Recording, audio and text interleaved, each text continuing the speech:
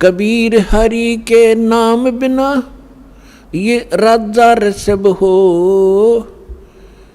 मट्टी लदे कुम्हार के भाई घास न डाले कोई। ओए होए के बुंडी बनेगी भाई के साथ देखना। आज तो राजा बनकर चौधरी पाकर हर कल गधा बनकर खड़ा होगा, तब देखना क्या होगा। अब ये समस्या आती है कि बगैर ज्ञान के हम आम आदमी यूं कह दे है किसने देखा है फिर देखी जाएगी गधा बने पास के देखेगा, फिर तो कुम्हार देखेगा, देखी जाएगी। डायमंड का बोरा धरेगा, लठ मारेगा गट्टियां पे। अब देखना तो अब है, संतों के विचार सुनो, उनको गहराई से विचार विवेचन करो। बालक हो तुम, और जो दास आपको ज्ञान दे रहा है किसी डूम भाट के गीत नहीं, गॉड गिवन स्पिरिचुअल नॉलेज है, उसका एक भी शब्द कच्चा नहीं मिलेगा। वो मानो से ना मानो वो अलग बात है, समय आने पर पता लग जाएगा। तो बुद्धिमान वही होता है कि आपत्ति से पहले सावधान हो जावे। किसने देखा है? अरे जिसने देखा उन्हें बताया, भगवान ने बताया, और भगवान जिनको मिला उन महापुरुषों ने बताया। अब जैसे एक अंधा चला जावा था, उससे किसी ने पूछा कहाँ जा रहे हो सूरदास? कि मैं बाग में जा रहा हूँ। और वो जा रहा था भयंकर बियाबान जंगल की ओर। तो उस आँखों वाले व्यक्ति ने कहा कि सूरदास आप गलत जा रहे हो, ये दिशा ठीक नहीं, ये बाग नहीं, तेरी जान का झाड़ बनेगा, आगे खा जाएंगे हिंसक जानवर तुझे पाड़ कर, इधर मत जा। तो वो अंधा उस समय ये कहे कि किसने देखा है कि आगे जंगल है, आगे भयंकर जानवर भी हैं उसमें, और फिर कर देखी जाएगी। उस अंधे न तो दिखता ना, आँखों वाले क्यों मानता ना, तो बड़े बाढ़ में फिर जा, सारा काम वही होगा जो आँखों वाला बता रहा है उसको। तो पुण्यात्माओं, ये महापुरुष जिनको भगवान मिले वो आँखों वाले थे, और उन्होंने इसी मोटे मोटे ग्रंथ बनाए आपके लिए कि सावधान हो जाए हमारे इस अनुभव को पढ़ करके, इनका जीवन जोखिम में ना होए। और अब हम कहें किसने देखा है और फिर देखी जाएगी, तो उस अंधा भी उस शराब पी रहा होगा जो ये बात कहेगा। तो हम जो भक्ति मार्ग ग्रहण नहीं कर रखा जिन्होंने, और केवल इन बकवादों में, राजनीति में, माया जोड़ने में लग रहे हैं, वो अंधा भी और शराबी पी रहा है।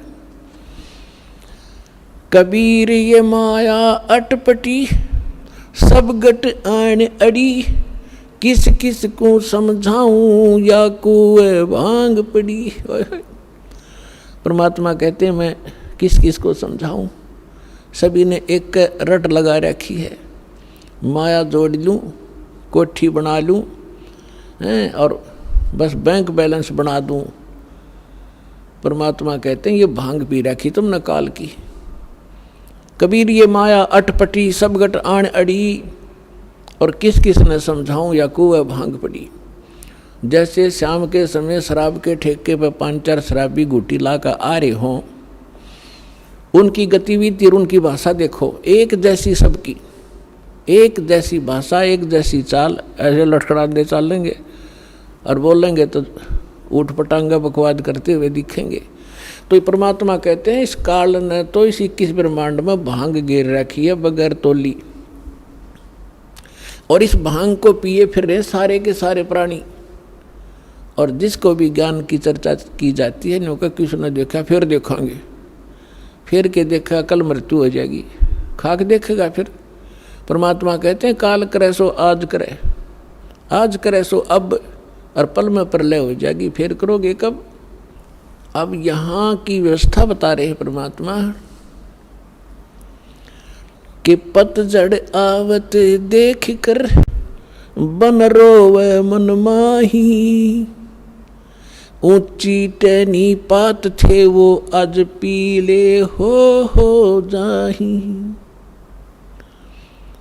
पात जड़नता यूं कहे सुन भई तरवर राय, अब के बिछुड़े नहीं मिले न जाने कहाँ गिरेंगे जाए। तरवर कहता पात से सुनो पात एक बात, यहाँ की यह रीति है, एक आवत एक जात। पुण्यात्माओं, परमात्मा ने ना जाने कितने उदाहरण दे दे के हमारी या भांग उतारनी चाहिए। अब क्या प्रमाण देते हैं कि जैसे पतझड़ के दौरान सभी वृक्षों के पत्ते पीले होकर झड़ना शुरू हो जाते हैं और सभी गिर जाते हैं और तुरंत ही कोपल फूट आती हैं और 10, 15, 20 दिन में वो फिर पत्ते बनकर एक वर्ष वो फड़ करके मस्ती मार लेते हैं और फिर बीच में भी आंधी तूफान से टूट जाते हैं और समय आने पर तो सब ने गिरना ही गिरना है। तो यहाँ परमात्मा याद दिलाते हैं कि पतझड़ आवत देख के, जब प्रलय होगी सभी विनाश में आएंगे। तो यहाँ बता रहे हैं पतझड़ आवत देख के बन रोवे मन माही, ये ऊंची टहनी पात थे आज पीले हो जाही। अब जैसे हम बूढ़े हो गए, हमारे सफ़ेद बाल हो गए, सफ़ेद बाल हो गए तो ये समझ लो टिकट कटन वाली है, कट जायु कर दे। तो इसलिए ये प्रमाणित हो गया है कि अब अपनी तैयारी पकड़, भक्ति कर। फिर क्या बताते हैं कि पात झड़नता यूं कहे सुन भई तरवर राय। अब जैसे कोई बड़े पूरे परिवार में कोई सदस्य बीमार हो जाता है, रोगी हो गया, असाध्य रोग हो गया और डॉक्टर ने बता दिया 10 दिन का मेहमान है या 1 महीने का मेहमान है, उस समय उसकी क्या स्थिति होती है? रिलेटिव आकर इकट्ठे होने लग जाते हैं, परिवार के सदस्य भी आसपास बैठ जाते हैं। तब वो खुद सोचता है कि अब के बनेगी, मेरे साथ कहाँ जाऊंगा। तो यहाँ उदाहरण दे रहे परमात्मा के पात झड़नता यूं कहे सुन भई तरवर राय। हे वृक्ष, यानी वृक्ष समझो एक परिवार, एक पत्ता टूट कर जा रहा है वो सदस्य परिवार का, और वो खुद कह रहा है कि ना जाने कहाँ गिरेंगे जाए, अब के बिछड़े फिर नहीं मिलेंगे, ना जाने कहाँ गिरेंगे जाए। तो फिर जो कुल के लोग बैठे होते हैं वो एक सांत्वना दिलाते हैं और क्या कहते हैं, भाई यहाँ तो सब नहीं मरना है, ना कोई रहा, 2 दिन आगे पीछे भी ये तो सब नहीं जाना है, परमात्मा का विधान है, चिंता ना कर, जो होनी थी होगी। बस इतना संतोष देकर हम उसका दिल डांटते हैं। ऐसे ही उदाहरण दे रहे परमात्मा कि वृक्ष कह रहा है, वो तरवर कह रहा है, तरवर कहता पात से सुनो पात एक बात, यहाँ की या है रीति है एक आवत एक जात। दादा मर गया, पोता पैदा हो गया, 50-60 वर्ष वो पोता नाच कूद लेगा, फिर वो मरेगा, उसका पोता तैयार हो गया। तो परमात्मा कहते ये क्या जीवन है तुम्हारा, तुम इसी को फाइनल मान लिया। इसका एक विकल्प है, अभी तक नहीं था, अब इसका अल्टरनेट प्राप्त है, फिर इसको ग्रहण करो। जब तक हमारे साथ धोखा हुआ सो हुआ, अब तो सतर्क हो जाओ। ये जीवन नहीं है, ये संसार ठीक नहीं है, ये आपका नहीं है। काया तेरी है नहीं, ये माया कहाँ से हो, चरण कमल में ध्यान रखो हो, इन दोनों को खो। जब तेरा शरीर तेरा नहीं, मूर्ख तो कोठी और बंगलो नारी बैंक बैलेंस ना अपना क्यों कर मान बैठा, यह बुद्धि कहाँ भ्रष्ट हुई तेरी। जब काया तेरी है नहीं, ये माया कहाँ से हो, चरण कमल में ध्यान रखो, भगवान की भक्ति करते रहो। तेरे पास माया है, इसको सदुपयोग कर, इसका अहम मत बना, इसमें ममता मत रख, या तेरी नहीं है। ऐसे समझ ले जैसे होटल में जाकर रेस्टोरेंट में कोई सेठ व्यक्ति रह रहा है, वहाँ की कुर्सी मेज पलंग टीवी सारा कुछ उपलब्ध है, आपको एसी लगा है, कूलर लगे हैं, पंखे लगे हैं, ट्यूब हैं, आप उनको प्रयोग कर रहे हैं, करते रहो, क्योंकि आपका जो रेंट लग रहा है किराया, चलते समय आपका नहीं है वो, कहते उन कुर्सियां ना अपने समझ बैठे और उस टीवी ने ठा के चालन दे, कोई नहीं जान देगा वहाँ से।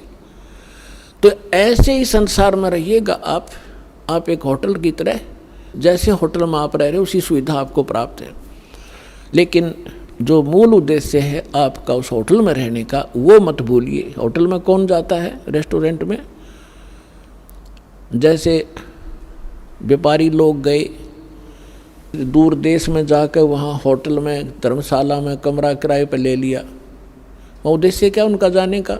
क्या उन कुर्सी मेज पलंगों पर लेटा रहने का थोड़ा ही है।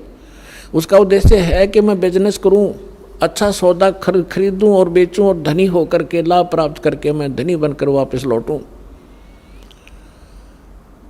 तो जो सेठ साहूकार जो पूंजी लेकर गया था, उस पूंजी से उसने सौदा किया और दुगने तिगने चुगने करके अपने घर पे आ गया, तो साहूकार कलाया। और उसका दूसरा साथी उतने पैसे पूंजी लेकर गया था, वो सारा दिन मस्ती मारता रहा, घुटी छुटी लावर सो जावे, और उन सारे सोफे और पलंग को अपना मान बैठा हो नशे में। जब उसकी पूंजी नष्ट हुई, जो ले गया था सौदा करने के लिए, तो उसके बाद उसको धक्के मारकर बाहर निकाल दिया गया रेस्टोरेंट से, क्योंकि वो कंगाल हो गया। और जो उद्देश्य लेकर गया था वो किया नहीं, तो वो फिर मजदूर लगता है आके किसी साहूकार के। इसके विषय में परमात्मा हमें याद दिलाते हैं, ये सौदा फिर नाही संतो, यो सौदा फिर नाही,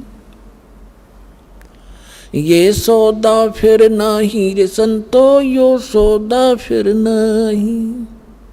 लोहे जैसा ताव जात है, लोहे जैसा ताव जात है, काया दे सराही रे संतो, यो सौदा फिर नाही।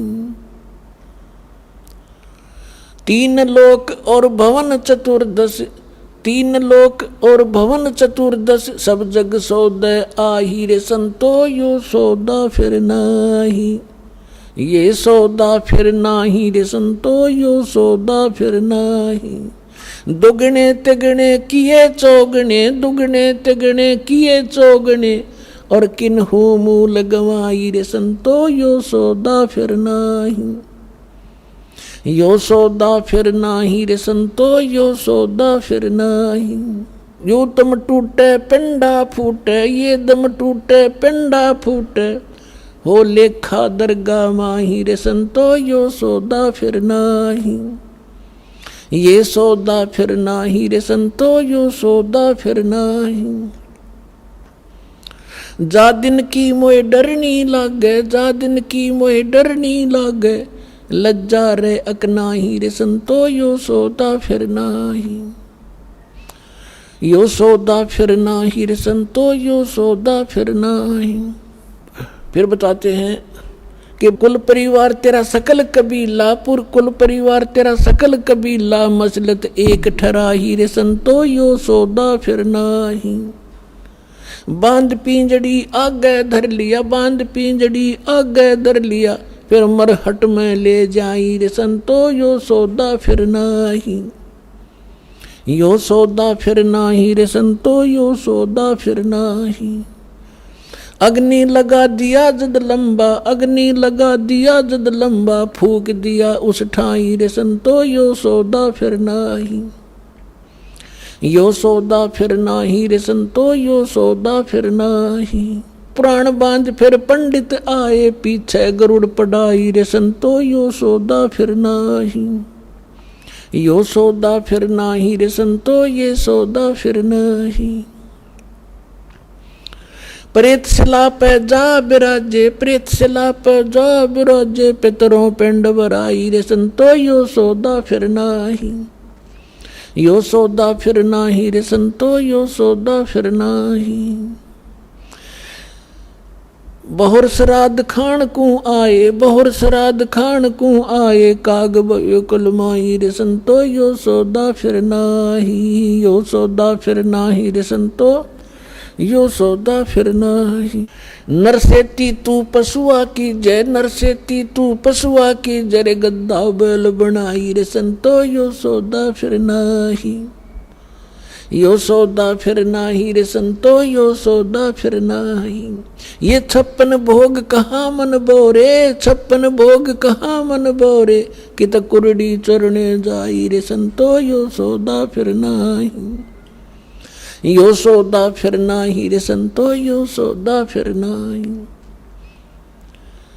जय सतगुरु की संगत करते, जय सतगुरु की संगत करते, यो सकल कर्म कट जाई रे संतो यो सौदा फिर नाही। यो सौदा फिर नाही रे संतो यो सौदा फिर नाही। अमरपुरी पर आसन होते, अमरपुरी पर आसन होते, जहां धूप न छाई रे संतो यो सौदा फिर नाही। यो सौदा फिर नाही रे संतो यो सौदा फिर नाही। अपने आत्माओं, इस वचन में अमृतवाणी के अंदर आदरणीय गरीबदास साहिब जी ने परमात्मा की महिमा और इस जीव की दशा बताई है। जैसा भी आपको एग्जाम्पल दिया था कि एक 2 साहूकार पैसे लेकर गए थे उद्देश्य बिजनेस बढ़ाने के लिए, एक ने उद्देश्य पूरा किया, एक ने घुट्टी लाई सो गया। जिसने दोगुने तिगने कर लिए वो तो सेठ बन गया, और जिसने घुट्टी लाई और बकवाद करी घड़ी वो टोटे माँ के मजदूर लगा। तो यहाँ बताते हैं कि लोहे जैसा ताव जात है ये काया दे सराही। अब जैसे कारीगर होता है, लोहे को गर्म करता है ऐरन में, उसको खूब गर्म कर देता है, और उस गर्म रहते ही उसके ऊपर वो चोट लगाता है या किसी मोल्ड में डाल देता है, तो जिस उद्देश्य के लिए वो गर्म किया था तो वो सफलता प्राप्त कर लेता। जब गर्मा गर्म पर कर गया था, और जब वो जरा सा ठंडा हो गया, फिर चाहे सारे गन्ने जाड़ ले, वह चीज़ नहीं बनेगी, बांगा टेढ़ा हो जाएगा। तो यहाँ बताते हैं कि लोहे जैसा ताव जात है, ये मनुष्य जीवन आपका है। जब तक ये मनुष्य जीवन है आपका लोहा गर्म है, और इस गर्म लोहे पर ये चोट लागी राम नाम की सत्संग की, तो आपका उद्देश्य पूरा हो जाएगा जिसके लिए मनुष्य शरीर मिला था। और ये हो गया ठंडा, इसको देंगे फूक, फिर बनेगा गदा। या सुंदर शरीर रहा नहीं, बांगा टेढ़ा मुंह हो गया, कोई गधे का, कोई बंदर का, कोई कुत्ते का, कोई धूम लगाए फिर रहे होंगे हम। तो इन कष्टों को याद दिलाया जाता है, इसके साथ साथ इसका एक समाधान भी इसमें बताया जाएगा। क्या बताते हैं? 3 लोक और भवन चतुर्दश, ये 14 लोक और 3 लोक 14 भवन के सब अपना वर्क डन किया हुआ प्राप्त कर रहे हैं। सब सौदे के लिए ही ये आते हैं, यहाँ पर सौदा करके जाते हैं। जो जैसा कर्म करता है वैसा ही फल इनको यह मिल जाता है। 3 लोक और भवन चतुर्दश सब जग सौदे आही, और दोगुने तिगुने करे चौगुने किन्हु मूल गवाई। ये मनुष्य जीवन के श्वास आपकी मूल धन है, ये मूल पूंजी है। जो अच्छी आत्माएं हैं, जो सत्संग में आते हैं, उनको परम संत मिल जाते हैं, शास्त्र उनको साधना प्राप्त हो जाती है, और मर्यादा में रहकर अपने उद्देश्य को ना भूलकर आजीवन भक्ति करते हैं, तो वो दोगुने तिगुने चौगुने कर लेते इस मूल धन के।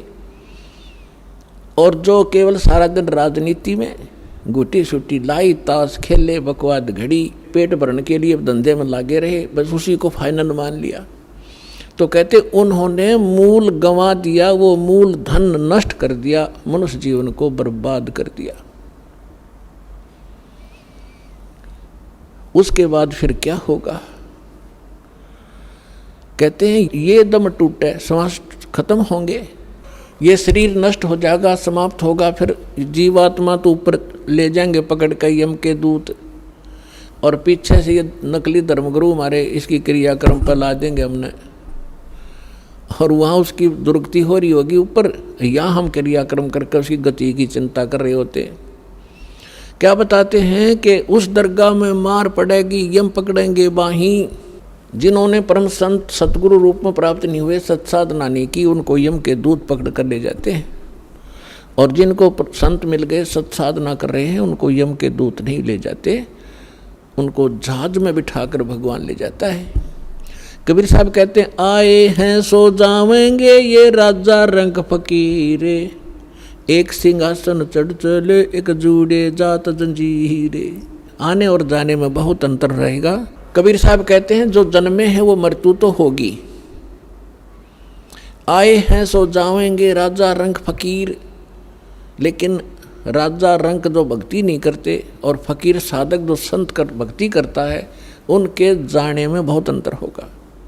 एक तो सिंहासन चढ़ चले, विमान में बैठ कर जाएंगे, और एक बांध के ले जाएंगे जिनको यम के दूत, तो बहुत अंतर हो गया। अब क्या बताते हैं कि कुल परिवार तेरा सकल कबीला मसलत एक ठहराई। जब आपका शरीर पूरा हो जाएगा, श्वास छूट जाएंगे, जीव निकल जाएगा, तो आपके अंतिम संस्कार के लिए आपके कुल के लोग तुरंत एक राय कर लेंगे, उठाओ जल्दी और फूको, फाइनल करो इसको। कुल परिवार तेरा सकल कबीला मसलत एक ठहराई, सब ने एक सलाह बना ली और बांध पिंजड़ी आगे धर लिया, मरघट में ले जाई। अग्नि लगा दिया जद लंबा फूक दिया उस ठाई। अब शरीर का तो कर दिया काम। अब क्या शुरुआत की? गुरुजी आए, कहते हैं पुराण उठा के, फिर पंडित आए, कहते गुरु पुराण का पाठ कराओ इसका। परमात्मा कहते हैं जीव चला गया, माटी फूक दी, अब क्या रहेगा तुम्हारे पल्ले? अब गुरुड़ पुराण का पाठ कराते हो, उसको कौन सुनेगा? थारे गुरुड़ पुराण ने। और क्या लिखा उस गुरुड़ पुराण के अंदर? गुरुड़ पुराण को अगर पढ़ाना था तो उसके जीते जी पढ़ाना चाहिए था। जैसे गुरुड़ पुराण के अंदर लिखा हुआ है कि जब ये प्राणी शरीर छोड़कर जाता है और जिसने भक्ति नहीं की होती, दान धर्म नहीं कर रखा, यम के दूत पकड़ कर ले जाते हैं और आगे फिर उसको भंडारे चल रहे होते हैं और उसको नंगे पैरों घसीट कर ले जाते हैं। उसको भूख लगी है, प्यास लगी है, और वो देखता है सामने और यमदूतों से कहता है मुझे खाना खा लेने दो। वो कहते हैं नहीं, तेरे लिए अलाउड नहीं है, पहले धर्मराज के पास चल, फिर पूछेंगे अगला तेरा क्या हिसाब किताब करना उन्होंने। तो ऐसी दुर्गति होती है। फिर गुरुड़ पुराण में बताया जाता है जिसने ऐसे कर्म किए उसका हाथ कटा, जो ऐसे कर्म करता है वो अंधा होता है, जो ऐसे कर्म करता है उसको उसका बेटा मर जाता है। तो परमात्मा कबीर जी कहते हैं कि तुमने वो गुरुड़ पुराण उसको पहले पढ़ाना चाहिए था, ताकि वो बुराइयां तो बचता और पाप कम करता, भगवान भज लेता, डरता। अब वो गधा बनने की तैयारी करे, तुम गुरुड़ पुराण पढ़ाने लग रहे हो वहाँ पर, सारे उल्टी रीति। अब क्या बताते हैं परमात्मा कि प्रेत सला पर जा बिराजे पितरों पिंड भराई, और बोर श्राद्ध खान को आई, फिर काग भय कलमाई।